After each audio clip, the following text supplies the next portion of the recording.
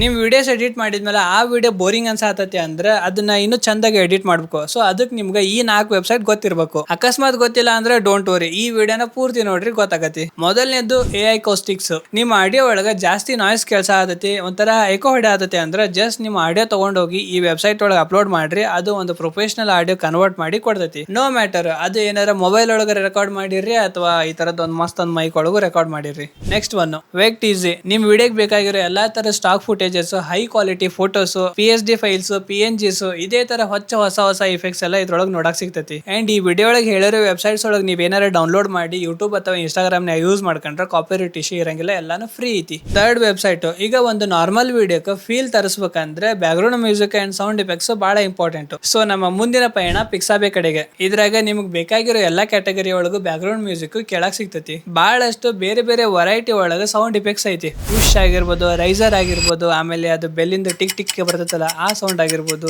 ಇಂಥವು ಬಾಳ ಅದಾವು. And last one jitter dot video. Motion graphics ಮಾಡಕ್ ಬರಲ್ಲ ಅಂದ್ರೆ ಬೇಜಾರಾಗಕ್ ಹೋಗ್ಬೇಡ್ರಿ, ಇದ್ರೊಳಗೆ ಮೋಷನ್ ಗ್ರಾಫಿಕ್ ಟೆಂಪ್ಲೇಟ್ ಸಿಗ್ತಾವ್. ಇಲ್ಲಿ ಬೇರೆ ಬೇರೆ ವೆರೈಟಿ ಒಳಗೆ ಬೇರೆ ಬೇರೆ ಕ್ಯಾಟಗರಿ ಒಳಗೆ ಬಹಳಷ್ಟು ಟೆಂಪ್ಲೇಟ್ಸ್ ನೋಡಕ್ ಸಿಗ್ತೈತಿ. ಜಸ್ಟ್ ನೀವು ಆ ಟೆಂಪ್ಲೇಟ್ ಮೇಲೆ ಕ್ಲಿಕ್ ಮಾಡಿ ನಿಮಗ್ ಬೇಕಾಗಿರೋ ತರ ಮಾಡಿಫೈ ಮಾಡ್ಬೋದು. ಇವಾಗ ಇಲ್ಲೊಂದು ಬಂದತಲ್ಲ, ಇದು ಕೂಡ ನಾನು ಅದ್ರಾಗ ರೆಡಿ ಮಾಡಿದ್ದು.